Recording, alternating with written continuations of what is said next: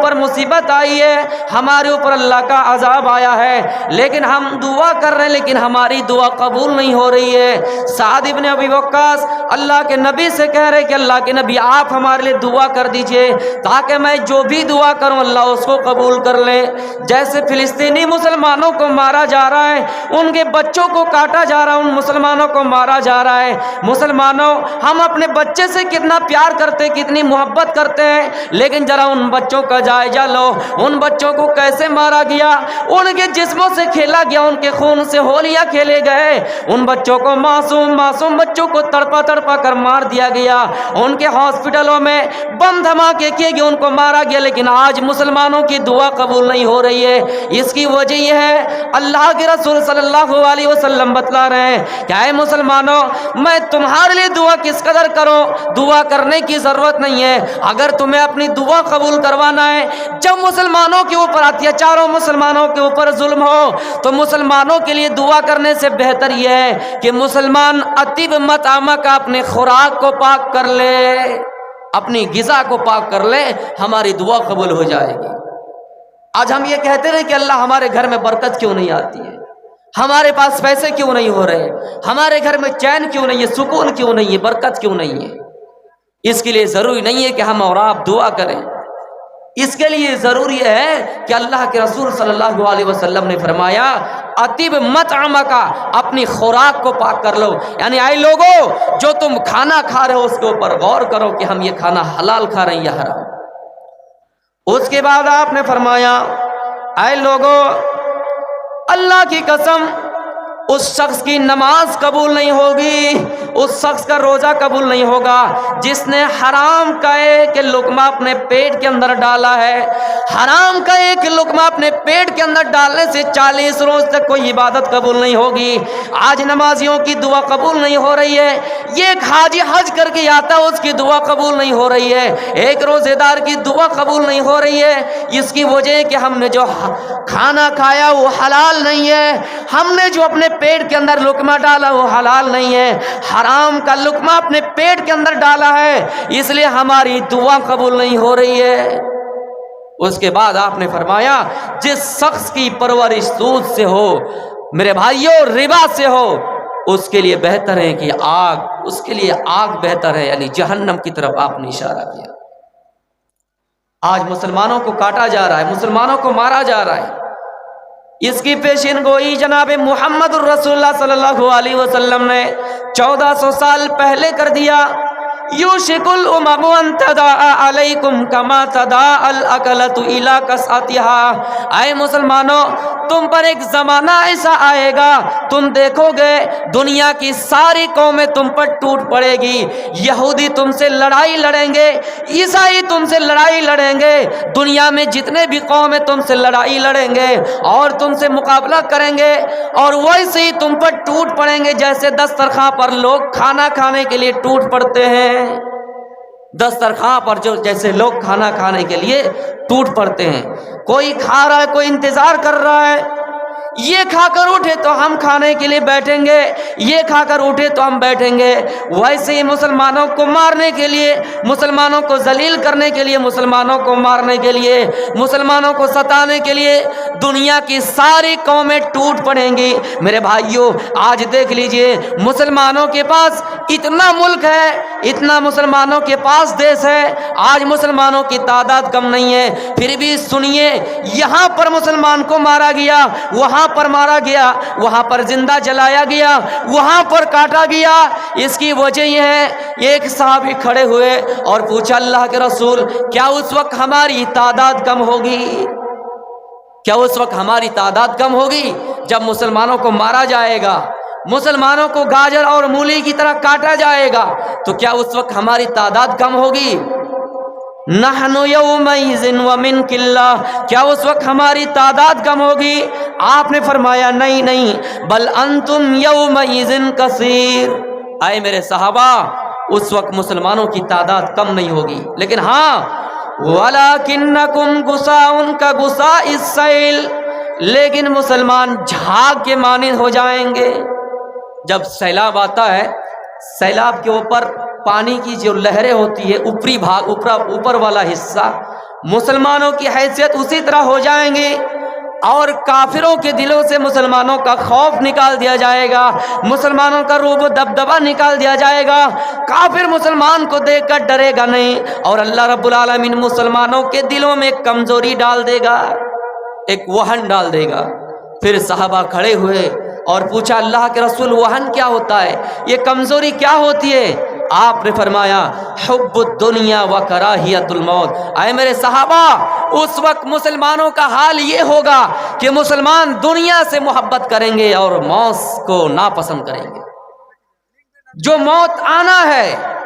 جو موت کب آئے کسی کو پتہ نہیں ہے، اس وقت مسلمان موت کو دیکھ کر بھاگیں گے، موت کو ناپسند کریں گے اور دنیا سے محبت کریں گے۔ ایک بات یاد رکھیے، ہم موت سے بچ نہیں سکتے ہیں، لیکن موت کی تیاری کر کے جہنم سے بچ سکتے ہیں۔ یہی وہ دنیا ہے جس کو کمانے کے چکر میں ہم دنیا کو کما رہے لیکن آخرت کو بھول گئے ہیں۔ میرے پیارے ساتھیوں، اللہ کے رسول نے فرمایا یصبح الرجل مؤمنا ویمسی کافرا او یمسی مؤمنا ویصبح کافرا۔ اے لوگو، یہ کہ مسلمان کا حال یہ ہوگا کہ وہ مسلمان صبح مومن ہوگا، شام ہوتے ہوتے کافر ہو جائے گا۔ صبح نیت کرے گا یہ اللہ آج کے بعد سے میں روزے دار بن جاؤں گا، آج کے بعد سے میں کسی کو گالی نہیں دوں گا، آج کے بعد سے بے ایمانی نہیں کروں گا، آج کے بعد سے شیطانی نہیں کروں گا، لیکن شام ہوتے ہوتے وہ پھر کافر ہو جائے گا، پھر شام کو ارادہ کرے گا، پھر صبح ہوتے ہوتے کافر ہو جائے گا۔ ایک مسلمان کے ایمان کی یہ حالت ہوگی کہ شام کو مومن ہوگا تو صبح ہوتے ہوتے کافر، صبح مومن ہوگا تو شام ہوتے ہوتے کافر۔ اس فتنے کی آنے سے پہلے آپ نے فرمایا بادروا بالاعمال فتنا کقطع اللیل المظلم۔ اے مسلمانوں، تم اس فتنے کے آنے سے پہلے نیکیاں کر لو، نمازیں پڑھ لو، روزہ رکھ لو، اچھائی کے کام کر لو، کسی غریب کے سر پہ ہاتھ پھیر دو، کسی یتیم کی مدد کر دو، گاؤں سماج میں کوئی یتیم ہے اس کے سر پہ ہاتھ پھیر دیجئے، کسی غریب گھر میں شادی نہیں ہو رہی ہے آپ ان کے شادی کا انتظام کر دیجئے۔ میرے بھائیوں، اس فتنہ کے آنے سے پہلے آپ نے فرمایا نیکیاں جلدی کر لو۔ جب وہ فتنہ آ جائے گا، جس طرح تاریک رات میں بالکل اندھیرا ہی اندھیرا ہوتا ہے، ہم اور آپ آسمان کی طرف دیکھتے ہیں تو دیکھ نہیں پاتے ہیں، بالکل اندھیرا ہی اندھیرا ہے۔ جب وہ فتنہ آ جائے گا تو ہمیں نماز کا راستہ پتہ نہیں چلے گا، ہمیں زکوٰۃ کا راستہ پتہ نہیں چلے گا، ہمیں اسلام کا طریقہ پتہ نہیں چلے گا، ہمیں اچھائی اور برائی میں فرق نظر نہیں آئے گا۔ جب وہ فتنہ آئے گا، جس طرح اندھیری رات میں ہمیں کچھ نہیں دکھائی دیتا ہے، اس طرح ہمیں اچھائی اور برائی میں فرق نظر نہیں آئے گا۔ لیکن ہوتے ہیں کچھ لوگ، ایک پوکھر کو برباد کرنے کے لیے، خراب کرنے کے لیے زیادہ مچھلیوں کی ضرورت نہیں ہے کہ ساری مچھلیاں خراب ہو۔ یہ ایک تالاب میں ایک مچھلی اگر خراب ہو جائے، خراب نکل جائیں تو پورے پوکھر کے مچھلیوں کو برباد کر دیتی ہے۔ اسی کی طرف اشارہ کرتے ہوئے اللہ تعالیٰ فرماتا ہے وَاتَّقُوا فِتْنَةً لَا تُصِيبَنَّ الَّذِينَ ظَلَمُوا مِنْكُمْ خَاصَّةً۔ اے لوگو، اس فتنے سے بھی بچو، اس فتنے سے بچو جو فتنہ سب کے گھروں میں آئے گا، ایک نمازی کے گھر میں آئے گا، ایک بے نمازی کے گھر میں بھی آئے گا، ایک ظالم کے گھر میں بھی آئے گا، ایک اچھے لوگوں کے گھروں میں آئے گا، ایک برے لوگوں کے گھروں میں آئے گا۔ یعنی جب وہ فتنہ آئے گا تو سارے لوگوں کے گھروں میں آئے گا۔ اس فتنے سے بھی بچنے کی کوشش کیجئے۔ سماج میں کوئی آدمی برا ہے تو آپ اس کو روکنے کی کوشش کیجئے۔ آپ کے ہاتھ میں جتنا پاور ہے، آپ کے ہاتھ میں جتنی استطاعت ہے، آپ ان کو سمجھائیے، نہیں مان رہے اپنی زبان سے اس کو دل سے برا جانیے، اس آدمی سے اٹھنا بیٹھنا چھوڑ دیجئے، اس آدمی کی صحبت چھوڑ دیجئے۔ اچھے لوگوں کی صحبت میں رہے گا تو اچھا بنیے گا، اور برے لوگوں کی صحبت میں رہیے گا تو برا بنیے گا۔ اچھے لوگوں کی صحبت اختیار کیجئے۔ ہم جب کسی عطر فروش کی دکان سے گزریں گے، وہ آدمی چاہے کچھ بھی ہو، ان کی خوشبو ہمارے جسم کو پہنچے گی، لیکن کسی لوہے کی بھٹی سے جب گزریں گے تو لوہے کی بھٹی سے آواز آئے گی، اور جب لوہا چلاتا ہے، آئرن چلاتا ہے، ان سے جو کیڑے اور گندی قسم کے چھٹی ہوئی چیزیں آتی ہیں وہ آپ کے جسموں پر پڑیں گے۔ اس لیے میرے بھائیوں، اچھے لوگوں کی صحبت اختیار کیجیے۔ ہم نے پڑھے پڑھے لوگوں کو بھی دیکھا جو اچھے خاصے پڑھے لکھے لوگ ہیں، لیکن ایسے لوگوں کے ساتھ ان کا اٹھنا بیٹھنا ہے جو بالکل گھٹیا قسم کے آدمی ہیں۔ میرے پیارے ساتھیوں، ایسے قسم کے لوگوں سے صحبت اختیار کیجیے گا تو وہ فتنہ سب کے گھروں میں آ جائے گا، وہ فتنہ سب کے گھروں میں آئے گا۔ اور یہی وجہ ہے کہ آج کوئی اگر اچھی بات کرے تو ان کو لوگ بری نظر سے دیکھتا ہے، اگر کوئی بری بات کرے، کسی کو چڑھانے کی بات کریں تو ان سے لوگ دور ہو، ان سے لوگ قریب ہوتے ہیں، اور ان کی بات سن کے وہ ایسا محسوس کرتے ہیں کہ یہ ہمارے قریبی انسان ہے۔ تو میرے بھائیوں، میں یہ بتا رہا تھا کہ دنیا سے محبت کرنا چھوڑ دیجیے۔ اللہ کے نبی صلی اللہ علیہ وسلم نے دنیا کی مثال اس طرح دی ہے، اے لوگوں، جیسے کوئی انسان کشن گنج کی سرزمین پر سفر کرتا ہے اور تھوڑی دیر آرام کے لیے کسی جگہ پہ بیٹھ جاتا ہے، بہادر گنج میں بیٹھ گیا، تلسیا میں بیٹھ گیا، تھوڑی دیر آرام کیا، اس کے بعد پھر چلنا شروع کر دیتا ہے۔ وہ سمجھتا ہے کہ ہم کو کشن گنج جانا ہے، وہ سمجھتا ہے کہ ہم کو دلی جانا ہے، تھوڑی دیر آرام کے لیے اس جگہ پہ بیٹھ گیا اور آرام کر لیا، اس کے بعد وہاں سے چل دیا۔ میرے پیارے ساتھیوں، اس کو پتا ہے کہ ہم کو کشن گنج جانا ہے، اس کو پتا ہے کہ ہم کو دلی جانا ہے، یہاں ہم ہمیشہ بیٹھنے کے لیے نہیں آئے۔ اسی طرح یہ دنیا ہے۔ اللہ کے نبی صلی اللہ علیہ وسلم عبداللہ ابن عمر کے کاندھے پکڑ کر کہا تھا، اے عبداللہ ابن عمر، دنیا میں ویسے رہو، کن فی الدنیا کانک غریب او عابر السبیل، جس طرح ایک مسافر دنیا میں رہتا ہے، تھوڑی دیر آرام کے لیے کہیں بیٹھ جاتا ہے، پھر اس کے بعد چل دیتا ہے۔ ہم اور آپ یہاں رہنے کے لیے نہیں آئے ہیں۔ مسلمان 73 فرقوں میں بڑھ گئے، دنیا میں 200 سے زائد مذاہب کے لوگ ہیں، لیکن سب کا اس پر اجماع ہے، سب کا اس پر اتفاق ہے کہ موت آنی ہے، کوئی اس سے بچ نہیں سکتا ہے۔ ہمیں معلوم ہے کہ ہمیں اس دنیا سے جانا ہے۔ میرے بھائیوں، اس دنیا میں ہم ایک مسافر کی طرح آئے ہیں۔ اس کے بعد عبداللہ ابن عمر کہا کرتے تھے، اے لوگو، اذا اصبحت فلا تنتظر الصباح فلا تنتظر المساء واذا امسیت فلا تنتظر الصباح، جب صبح ہو جائے تو شام کا انتظار نہ کیا کرو، جب صبح ہو جائے تو شام کا انتظار نہ کرو۔ ہو سکتا ہے کہ شام تک تم مردوں میں لے کے جاؤ۔ ہم کشن گنج گئے، ہم دہلی گئے، راستے میں ہماری موت ہو گئی۔ کتنے لوگ ایکسیڈنٹ سے مر جاتے ہیں، کتنے لوگ ہارٹ اٹیک آ جاتے ہیں اور مر جاتے ہیں۔ میرے بھائیوں، صبح جب ہو گئی تو ہم شام کا انتظار نہ کیا کریں، اور شام ہونے سے پہلے پہلے اپنا حساب و کتاب کر لیا کریں۔ دنیا میں عمل کرنے کا ہے اور قبر میں ہمیں حساب دینا ہے۔ یہاں جو کچھ کرنا چاہیں ہم کر سکتے ہیں، اسی لیے تو دنیا کو دنیا مزرع الآخرہ کا، دنیا آخرت کی کھیتی ہے۔ یہاں جو بوؤ گے وہ کاٹو گے، یہاں جو کرو گے وہ پاؤ گے، یہاں جیسا کرو گے ویسا بھرو گے۔ میرے پیارے ساتھیوں، دنیا آخرت کی کھیتی ہے۔ اس نے فرمایا کہ جب صبح ہو جائے تو شام کا انتظار نہ کیا کرو، اور جب شام ہو جائے تو صبح کا انتظار نہ کیا کرو۔ صبح کو شام کو بستر پر سوئے، کیا خبر پرسوں خبر آتی ہے، صبح خبر آتی ہے کہ فلاں انتقال کر گیا۔ شام کو صحیح سویا، لیکن صبح ان کی موت ہو گئی، وہ انسان مر گیا۔ اس لیے اس دنیا کے بارے میں کہا، قرآن کہتا ہے، اے لوگو، دنیا کی حقیقت سمجھو، اعلموا انما الحیات الدنیا لعب ولہو وزینۃ وتفاخر بینکم وتکاثر فی الاموال والاولاد۔ دنیا کے بارے میں جان لو، یہ دنیا کھیل ہے، یہ دنیا تماشا ہے، یہ دنیا زینت ہے، یہ دنیا آپس میں ایک دوسرے کا فخر کرنے کا نام ہے، یہ دنیا مال میں ایک دوسرے سے آگے بڑھنے کا نام ہے، اولاد میں آگے بڑھنے کا نام ہے۔ یہ ایک آیت میں اللہ رب العالمین نے پوری زندگی کا نقشہ کھینچ دیا۔ آج قرآن کی آیتیں پڑھ کے میں آپ کے سامنے تقریر کر رہا ہوں، میرے بھائیو، آپ کو آخرت سے جوڑ رہا ہوں۔ حالات ٹھیک نہیں ہیں، آئے دن ہمیں اور آپ کو خبر ملتی ہے کہ فلاں کو گولی سے بھون دیا گیا، فلاں پولیس کسٹڈی میں ہے، پولیس کے انڈر میں ہے، وہاں پر بھی گولی چلا دی گئی۔ ہم اور آپ محفوظ نہیں ہیں میرے پیارے ساتھیوں، اس لیے ہم آخرت سے جوڑ رہے ہیں۔ یہ ایک آیت میں اللہ رب العالمین پوری زندگی کا نقشہ کھینچا کہ اے لوگوں، جان لو، یہ دنیا کھیل ہے، تماشا ہے، یہ دنیا زینت ہے۔ وہ کیسے؟ جب بچہ چھوٹا ہوتا ہے وہ بچہ کھیل سے مطلب ہوتا ہے، اس کو دنیا سے مطلب نہیں ہوتا ہے۔ وہ بچہ صبح ہوا کھیلنا شروع کر دیا، شام ہوتے ہوتے وہ کھیلنا بند کر دیا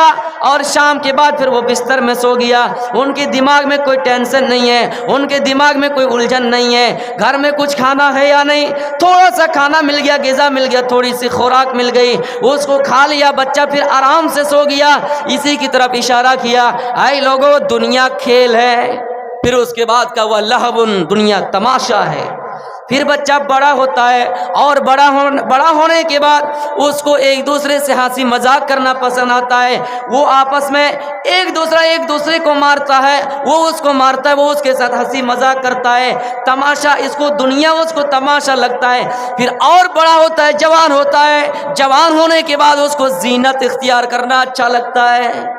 پھر بالوں کے اسٹائل کرتے ہیں، کنگھی کرتے ہیں، ہینڈسم بننے کی کوشش کرتے ہیں، پاؤڈر وغیرہ کا استعمال کرتے ہیں۔ یعنی تیسرے نمبر پہ کہا کہ دنیا زینت ہے۔ وہ جب بڑا ہوتا ہے تو ان کو زینت یعنی دنیا کی عیش و عشرت اس کو اچھا لگتا ہے۔ پھر جب اور بڑا ہوتا ہے، 30 سال 40 سال کی عمر میں انسان پہنچ جاتا ہے، وَتَفَاخُرٌ بَيْنَكُمْ، تو آپس میں ایک دوسرے کے اوپر فخر کرتا ہے۔ کیا فخر کرتا ہے؟ کہ میں تم سے بڑا ہوں، میرے پاس 2 گاڑی ہے، تمہارے پاس 1 گاڑی ہے، ہمارے پاس زمین ہے، تمہارے پاس کچھ نہیں ہے۔ وہ انسان آپس میں فخر کرتا ہے، فخر محسوس کرتا ہے، ایک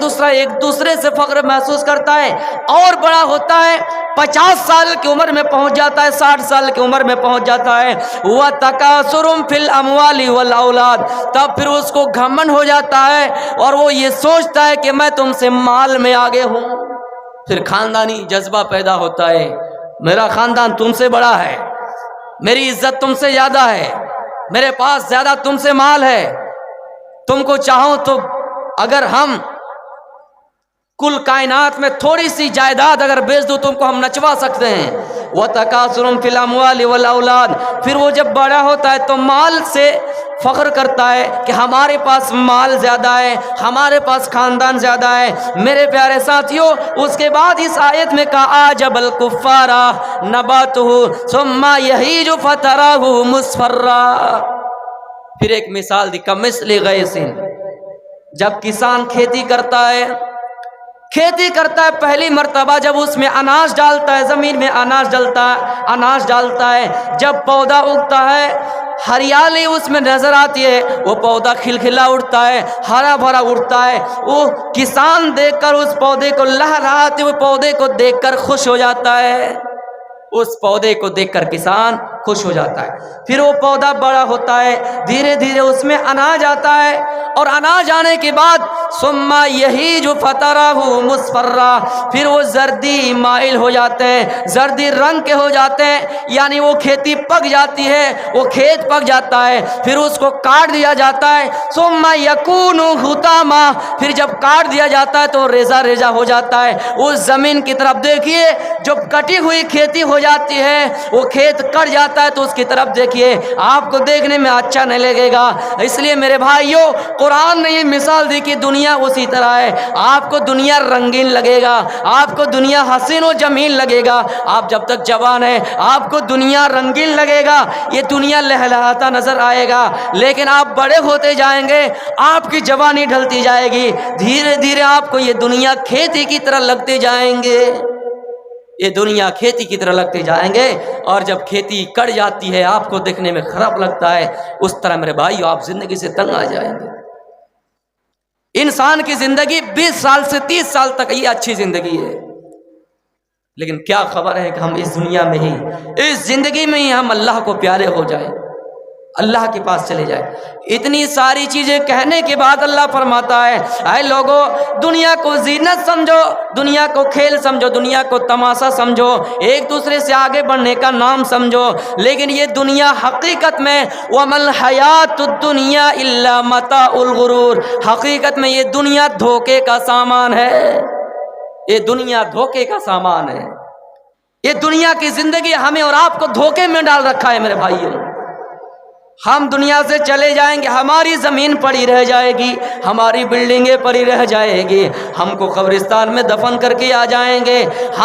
ہم سے دنیا والے کتنے ہی پیار کریں، کتنی ہی محبت کریں، ہم کو ہماری چار پائیں کندھے پہ اٹھائیں گے اور قبرستان تک لے جائیں گے، قبرستان میں چھوڑ کے آ جائیں گے۔ یہ دنیا کے رشتوں سے محبت ہے۔ دنیا میں کسی کو دوست بنا لیجئے، وہ دوست کتنا ہی اچھا ہو، قبرستان میں رکھ کے آپ کو آ جائیں گے، ساری چیزیں آپ کی دنیا میں پڑی رہ جائے گی۔ اس لیے دنیا دھوکے کا سامان ہے، اس کے علاوہ کچھ نہیں ہے۔ یہ ایک انسان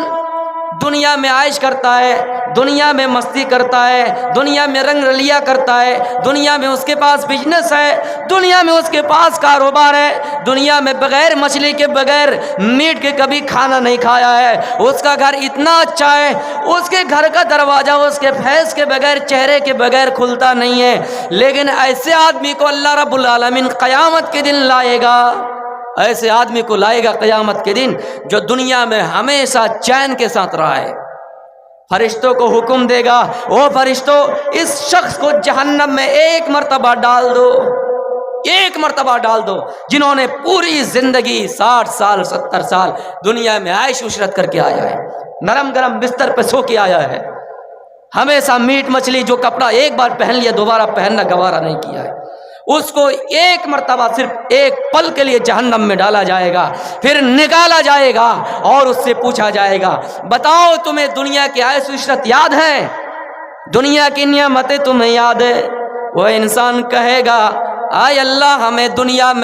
دنیا کی کوئی نعمتیں یاد نہیں ہیں، اے اللہ مجھے ایسا لگتا ہے دنیا میں ہمیشہ تکلیف جھیل کر آئے ہیں، دنیا میں ہمیشہ مصیبت جھیل کر آئے ہیں۔ جو انسان دنیا میں ہمیشہ کھانا اچھا کھاتا تھا، کپڑا اچھا پہنتا تھا، گھر دوار اچھا تھا، کاروبار اچھے تھے، بلڈنگیں اچھی تھی، عمارتیں اچھی تھی، لیکن اس کو ایک بار جہنم میں ڈالا جائے گا، ایک پل کے لیے ڈالا جائے گا اور جہنم سے نکالا جائے گا، وہ انسان کہے گا اے اللہ دنیا کی نعمتیں کچھ بھی یاد نہیں ہے، لیکن ہاں سنیے دنیا میں ویسے انسان کو بھی لایا جائے گا قیامت کے دن جو ہمیشہ تنگی میں رہا ہو، ایک ٹائم کا کھانا ملا تو دوسرے ٹائم کا نہیں ملا، آرام کے لیے نرم گرم بستر کا انتظام نہیں ہو سکا، میرے بھائیو اچھا گھر نہیں تھا، اچھا کاروبار نہیں تھا، اچھی بزنس نہیں تھی، اچھی تجارت نہیں تھی، اس شخص کو بھی لایا جائے گا اور اللہ رب العالمین کہے گا اے فرشتوں